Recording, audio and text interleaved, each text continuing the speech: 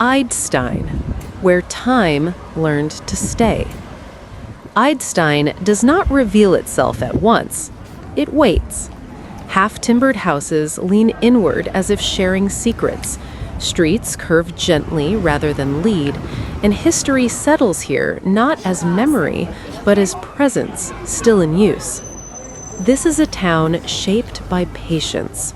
Centuries layered carefully, medieval walls, Renaissance facades, quiet squares that have watched generations pass without interruption. Nothing was rushed, nothing needed to be replaced. Idstein learned early that endurance comes from care, not scale.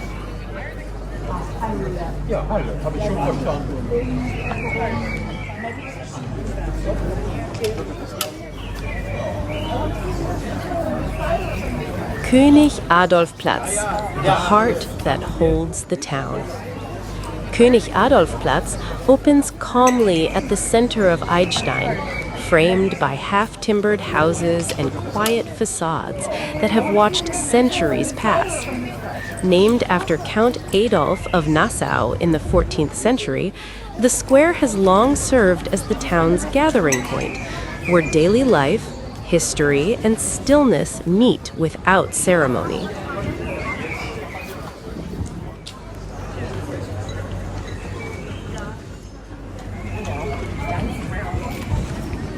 Did you find the rest of the golden line?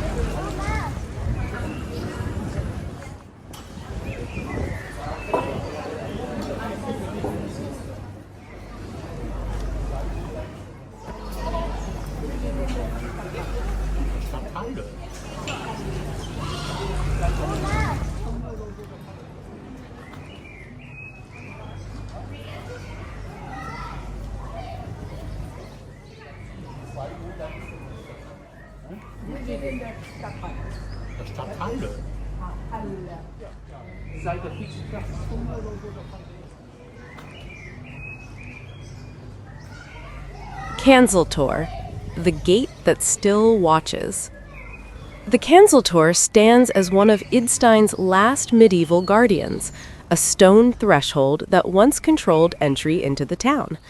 Built in the 15th century, it served both as a defensive gate and as part of the administrative complex, reminding all who passed that Idstein was ordered, protected, and aware. Even today, the arch narrows movement instinctively. Sound softens, pace slows, and the town announces itself quietly, through stone that learned how to endure without needing to close.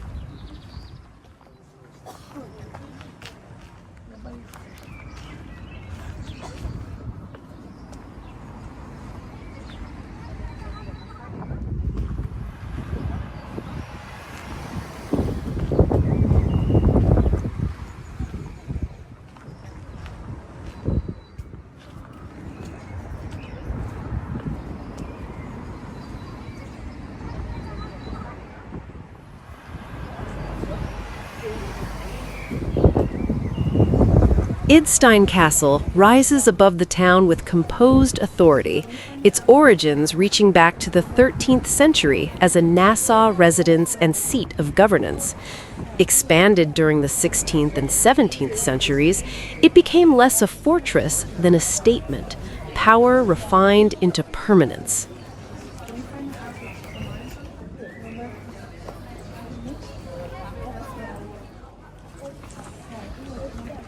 Hexenturm, where fear once watched the town. The Hexenturm rises stark and unadorned, a reminder of Idstein's darker memory. Built in the 12th century as part of the town's fortifications, it later became a prison during the witch trials of the 17th century, when fear ruled more firmly than reason. Its narrow windows and thick stone walls were meant to isolate, not protect. Today, the tower stands silent, no longer a place of judgment, but of reflection, bearing witness to a time when belief turned against humanity and stone was asked to contain guilt.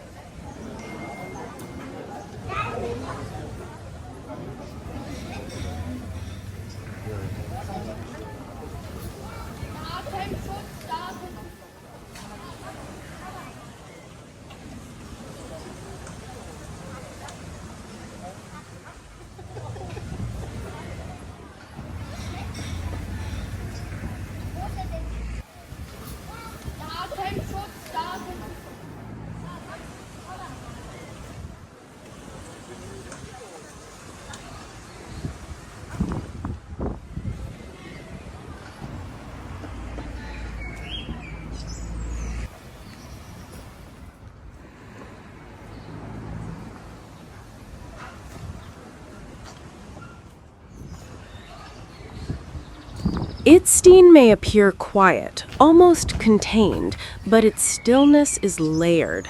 This is a town where stories did not disappear with time, they settled, passed from stone to street, from tower to square. They remain present for those who pause long enough to listen. One of the oldest whispers surrounds the hexen term. During the 17th century, when fear spread faster than truth, the tower became a place of confinement during the witch trials. Legends say that on certain nights, the air around the tower feels heavier, as if sound itself hesitates. Locals once believed that screams were absorbed into the stone, never released, and that silence around the tower is not absence, but memory. Near the heart of town, the Shephis house carries a quieter legend. Some said the house leaned not because of weak foundations, but because the ground beneath it shifted after a great injustice committed nearby. The story claimed the earth itself refused to remain level. Whether myth or metaphor, the crooked house became a symbol. Idstein remembered when balance was lost and chose never to straighten the reminder. At König-Adolf-Platz, old tales speak of gatherings that continued long after candles were extinguished. People claimed to hear footsteps crossing the square late at night, though no one could be seen.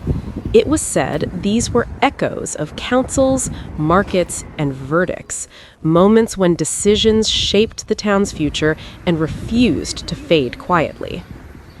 The Cancellitor is tied to legends of judgment and return. Travelers believed that once you passed through the gate, Idstein would mark you. Those who left unjustly were said to feel drawn back years later, compelled to walk beneath the arch again, as if the town itself demanded balance be restored. High above the rooftops, Idstein Castle, Residenzschloss, carries stories of watchfulness. Guards once claimed they saw lights moving in upper rooms long after the residents fell quiet, as if the castle continued its duty even without rulers. The belief grew that Idstein never truly stood unguarded. Authority simply changed form. There is also the forest's presence. Idstein sits close to wooded hills, and older legends warn children not to follow paths after dusk. It was said bells from the town could guide the lost back, but only if one listened carefully. Ignore the sound, and the forest would keep what it was given. These stories were never meant to frighten. They were reminders. Idstein's legends speak of consequence, memory, and restraint. They explain why the town feels composed, why its streets seem aware of themselves, why nothing here feels accidental. Idstein does not perform its past. It carries it, quietly, steadily, and without apology. And when the town grows still, it is not asleep. It is remembering.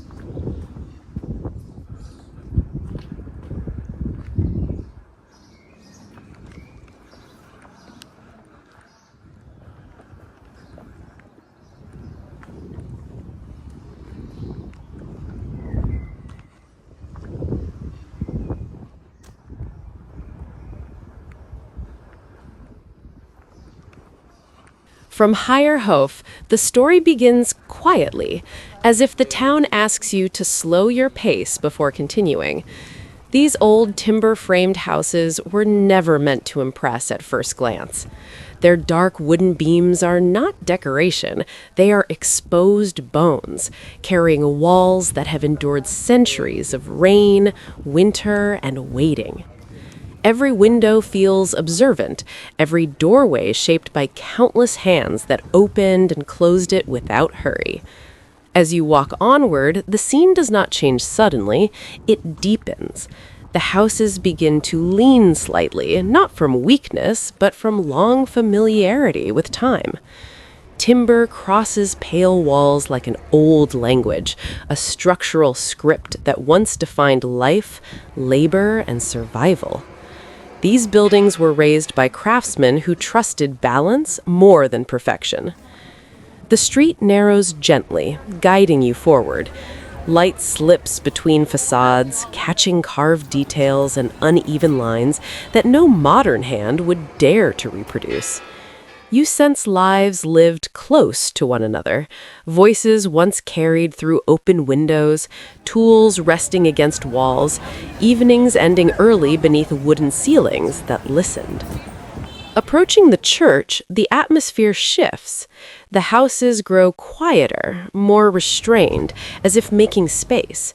Stone begins to appear beside wood, and the vertical pull of the church draws the eye upward, reminding you that faith once anchored this street as firmly as family and work. By the time you reach König-Adolf-Platz, the town opens again. The tight embrace of timber and stone releases you into air and light. Looking back, the path from Heyerhof to the square feels less like a walk and more like a passage through memory, an unbroken line of houses that never tried to outgrow their past, and therefore never lost it.